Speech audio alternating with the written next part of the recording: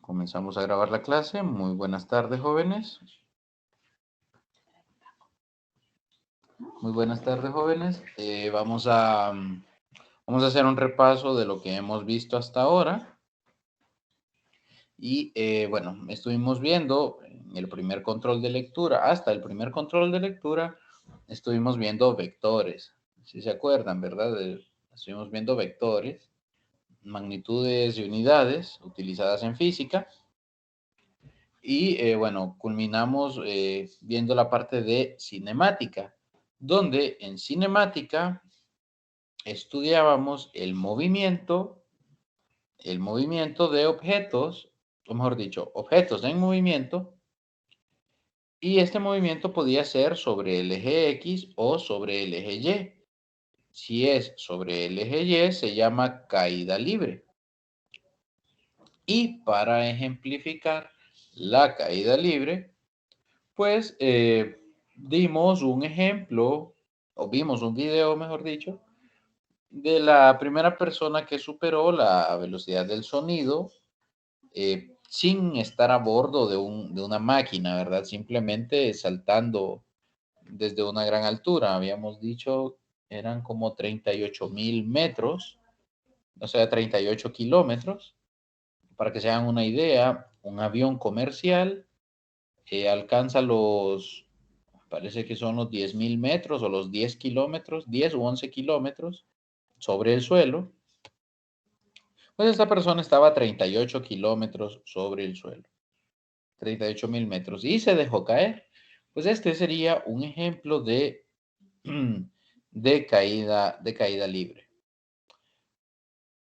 Me interesa un poco porque todos esos movimientos, bueno, ese movimiento en específico de caída libre y el movimiento, por ejemplo, de un automóvil, son, o se pueden, mejor dicho, modelar con las ecuaciones que tenemos aquí. Con estas ecuaciones podemos entonces, aquí, con estas cuatro ecuaciones podemos modelar el movimiento rectilíneo uniforme y la caída libre. Entonces, ¿qué voy a requerir que hagamos ahora? Estas son las ecuaciones del movimiento en el eje X, donde la aceleración puede ser un valor cualquiera, siempre y cuando sea constante, pero es un valor cualquiera. Y esto es válido, pues, para el eje X, pero cuando hablamos de la caída libre, pues hay ciertas cosas que cambian en cuanto a notación. Por ejemplo, ya no podemos hablar del eje X, ¿no? La posición final, esta es la posición final, esta es la posición inicial. Entonces, cuando estamos en caída libre, ya no hablamos de una posición en el eje X. Hablamos de posiciones en el eje Y. De manera que la posición final estará dada por la letra y la posición inicial o altura inicial estará dada también por la letra Y sub 0. ¿Qué otro cambio se introduce en las ecuaciones? Bueno, en vez de X vamos a colocar Y. En las velocidades, velocidad inicial, por ejemplo, y velocidad final, vamos a ponerle un subíndice Y. De manera que la velocidad final se leerá V sub Y. La velocidad inicial se leerá V sub 0Y. Y vamos a colocar entonces esa distinción. Y el cambio más grande pasa aquí en la aceleración. Aquí se deja con la letra A porque esta aceleración puede ser positiva o negativa, dependiendo de si el automóvil en sí frena o acelera. Bueno, no el automóvil, el objeto que estemos analizando. Puede ser un gato que va caminando, un perro, una persona, una pelota, una caja que se mueve. Puede ser cualquier cosa. Mientras que se mueva, ¿verdad? Siempre y cuando se mueva. Entonces, El detalle con la aceleración en la caída libre es, como vimos en la clase anterior, un valor constante, 9.8 metros sobre segundo cuadrado. Ese es el valor de la aceleración en caída libre. Ese valor recibe el nombre de aceleración gravitacional. Aceleración gravitacional. Entonces, vamos a colocar aquí, en lugar de la letra A, vamos a colocar la letra G de gravedad, ¿verdad? De aceleración gravitacional, la letra G. Pero, adicionalmente, nosotros sabemos que esta aceleración siempre apunta hacia abajo, hacia el centro de la Tierra. Entonces, como siempre apunta hacia abajo esta aceleración, vamos a cambiar en la ecuación este signo más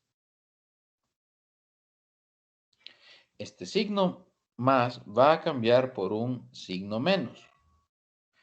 Vamos a colocar aquí afuera un signo menos en todas las ecuaciones donde apareciera la letra A. Donde aparece la aceleración, vamos a colocar un menos. Y así entonces usted obtendrá las ecuaciones de caída libre y podrá modelar, por ejemplo, el movimiento de esta persona que se lanzó con el traje especial patrocinado por Red Bull.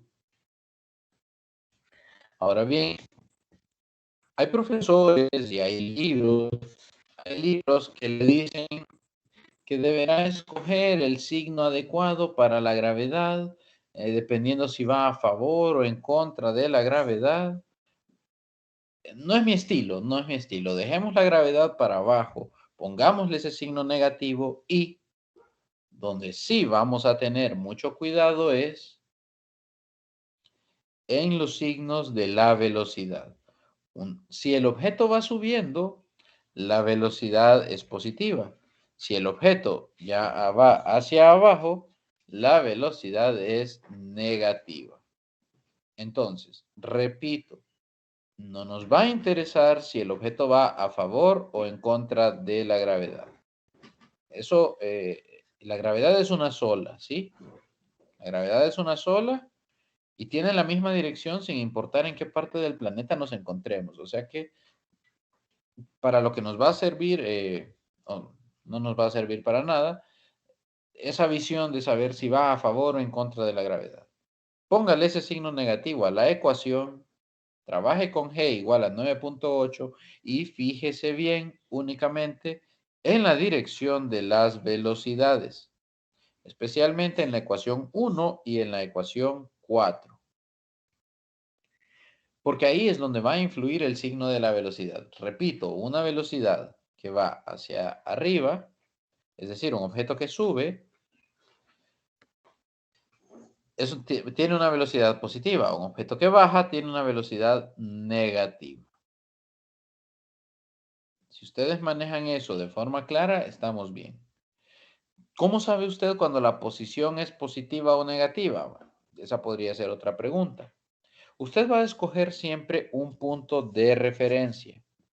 Esto se va a ver más claro con los ejercicios resueltos, pero usted va a escoger un punto de referencia. Ese punto va a ser su punto inicial. Entonces, si hablamos del movimiento en X, todo lo que esté a la derecha de su punto de referencia es positivo, todo lo que está a la izquierda de su punto de referencia es negativo. Y así usted escoge los signos de la posición final e inicial. Muchas veces es conveniente asumir la posición inicial igual a cero. Es decir, X sub 0 lo hace 0. Muchas veces es conveniente. Y solamente si el ejercicio lo planteara de esa forma, si el ejercicio no dice nada acerca de la posición inicial del objeto, usted con mucha seguridad puede asumir que es 0. La excepción será pues cuando el ejercicio le dice que parte de pues el kilómetro 30, digamos. por decirlo, por dar un ejemplo. Ahí sí, ya le están diciendo que la posición inicial es el kilómetro 30. En cuanto a la velocidad inicial, no ocurre lo mismo. Aquí no ocurre lo mismo. Si no le dan el dato de la velocidad inicial, por favor no asuma que es cero. Es decir, usted solo va a asumir que la velocidad inicial es cero cuando el ejercicio diga explícitamente que el objeto parte del reposo. ¿Por qué se los digo? Porque los ejercicios de examen, hay algunos ejercicios en los cuales se les da todo el enunciado y hace falta el dato de la velocidad inicial. No la dice. Pero tampoco dice que sea cero, o sea, no dice que el objeto parte del reposo. En este caso, no asuma que es cero, por favor. Esto suele darse en problemas de movimiento rectilíneo uniforme, donde pues el ejercicio se simplifica mucho, se simplifica bastante, asumiendo que la velocidad inicial es cero. Por favor, si el ejercicio no dice que es cero, no asuma que es cero. Bien, bueno, esos eran algunos comentarios que tengo con las ecuaciones de movimiento rectilíneo uniforme y caída libre. Hay algunos conceptos de caída libre que necesito que manejemos también. Voy a hacer referencia al video que ya observamos en la clase anterior. Si alguien no lo vio, pues al final de la clase se les estará enviando el enlace. Entonces, hay varios conceptos en caída libre que necesitamos manejar. Ya mencioné uno nada más. Si el objeto cae, si el objeto va en dirección hacia el suelo, esa velocidad es negativa. Si el objeto sube, esa velocidad es positiva. Bueno, hemos tomado como referencia que hacia arriba están los positivos. ¿Hacia arriba de dónde?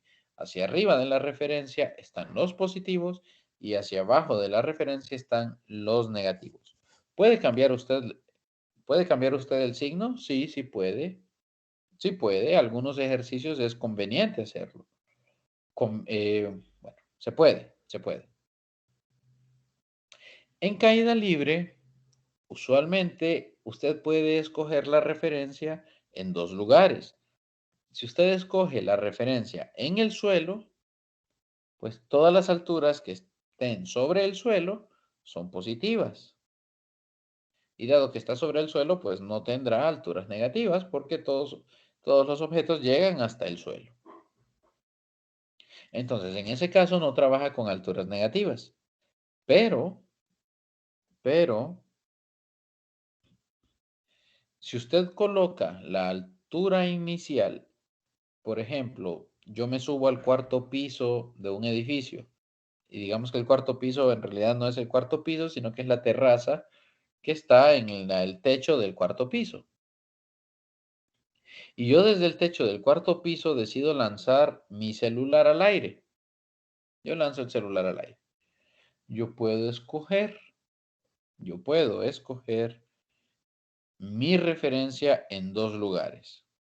Puedo escoger mi referencia en el suelo. Eventualmente el teléfono va a llegar ahí, al suelo. O puedo escoger mi referencia en el punto de lanzamiento, que es en este caso, pues el techo del cuarto piso. Ahí sería una otra opción para mi referencia. ¿Cuál es la diferencia con haberla escogido en el suelo? Bueno, que al haber escogido mi referencia en el techo del cuarto piso, quiere decir que del primero al tercer piso se encuentran en una altura negativa. Y del cuarto piso hacia arriba se encontrarán pues con una altura positiva. Esa sería la diferencia, que yo debo tener cuidado en los signos que voy a utilizar. Bien, quería hacerles esos comentarios con respecto a caída libre y movimiento rectilíneo uniforme. En caída libre, cuando el objeto alcanza su altura máxima, en ese momento, para la altura máxima, la velocidad en esa altura, en esa posición, la velocidad es cero, porque se define la altura máxima como aquella altura donde el objeto se detiene antes de empezar a caer. Es decir, el objeto llega a la altura máxima y de ahí cae, regresa hacia el suelo. Si usted deja caer un objeto, pues el objeto comienza en la altura máxima y simplemente cae. Esto es cuando se deja caer un objeto. Bien, entonces en la altura máxima la velocidad es cero. Ténganlo por favor muy en cuenta. Bien, si alguien puede confirmarme que podemos ver la presentación del movimiento en 2 o 3 dimensiones. Se Bien, observa bien. eso. Perfecto, se observa bien. Uno de los motivos para que estudiemos vectores en física es poder estudiar el movimiento de cuerpos en múltiples dimensiones. En este caso vamos a estudiarlo hasta 3 dimensiones.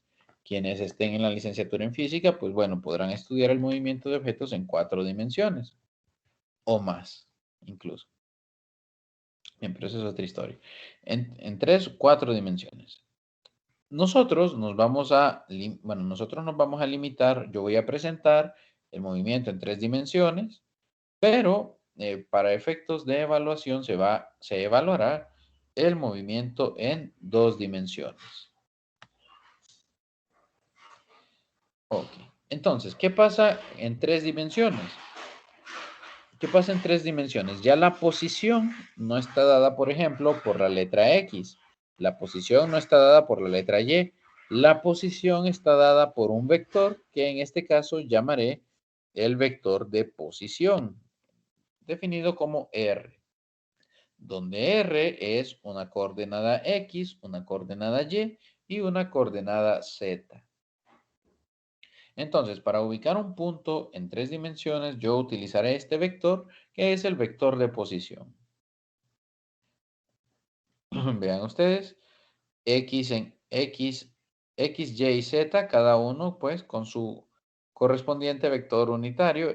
Y es, acuérdense, el vector unitario en la dirección de X. J es el vector unitario en la dirección de Y. Y K es el vector unitario en la dirección de Z. Entonces, yo puedo encontrar por decirlo así, el cambio de posición o, perdón, sí, el cambio de posición, en este caso, pues, realizando la resta de el vector posición final menos el vector posición inicial. Así encuentro yo el cambio de posición de un objeto en 3 dimensiones. Vean que la resta de 2 vectores sigue siendo un vector. Entonces acá tenemos el vector delta R.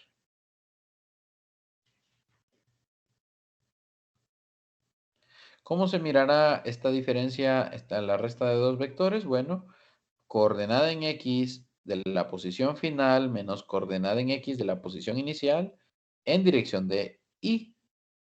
Coordenada final en Y menos coordenada inicial en Y en dirección de J. Y así con la coordenada final en Z menos la inicial en Z en dirección de Z, que en este caso se representa por la letra K. Entonces, si un objeto cambia de posición, este cambio de posición estará representado también por un vector. Entonces, aquí vamos a volver a redefinir, no vamos a redefinir, vamos a volver a definir, posición, velocidad y aceleración, pero esta vez en 3 dimensiones. Entonces, recordamos que la velocidad media era bueno, el cambio, era el desplazamiento dividido entre el tiempo. Pero en este caso, ahora el desplazamiento no es como era antes, ahora es un un vector, entonces ahora es delta R. El desplazamiento ahora es delta R porque después es en 3 dimensiones. Sigue siendo un vector, vean. Era un vector antes, pero antes era un vector en una dimensión. Ahora es, en general, un vector en las 3 dimensiones. Y entonces, si ustedes se fijan, la velocidad media será posición final menos posición inicial dividido entre el tiempo que es un escalar, no es un vector, y obtenemos, pues, que la velocidad media de un objeto que se mueve en 3 dimensiones es la velocidad media en X, la velocidad media en Y y la velocidad media en Z. Cada una acompañada por el vector correspondiente. De nuevo, si hacemos el análisis para la velocidad instantánea, tomando en cuenta cambios de posición muy pequeños, obtenemos entonces que la velocidad instantánea es la derivada del vector de posición r con respecto al tiempo. Y quizá para ustedes sea nuevo. Vamos a ver. Sí, debería ser nuevo. Debería ser nuevo calcular la derivada de un vector. Eso creo que lo van a hacer hasta que lleguen a cálculo 2 o cálculo 3. Pero bueno, la derivada de un vector. ¿Cómo se deriva un vector? Bueno, la derivada del vector, de un vector es, como ya vimos acá en este resultado, la derivada de cada una de las componentes del vector de posición. Es decir, la derivada de la componente X, la derivada de la componente Y y la derivada de la componente Z con respecto al tiempo. Cada una se hacen por separado. Y acá pues lo ilustramos. ¿Quién es Bx? Bueno, es la derivada de la posición en X con respecto al tiempo, derivada de la posición en Y con respecto al tiempo y derivada de la posición en Z con respecto al tiempo. Entonces, esto se vería de esta manera. Si la trayectoria, recuerden, si la trayectoria tiene esta forma, que estaríamos hablando de una trayectoria en 3 dimensiones, la velocidad sigue correspondiendo con la pendiente de esa trayectoria, bueno, en el instante dado, en el punto de interés. Entonces, B será tangente a la trayectoria.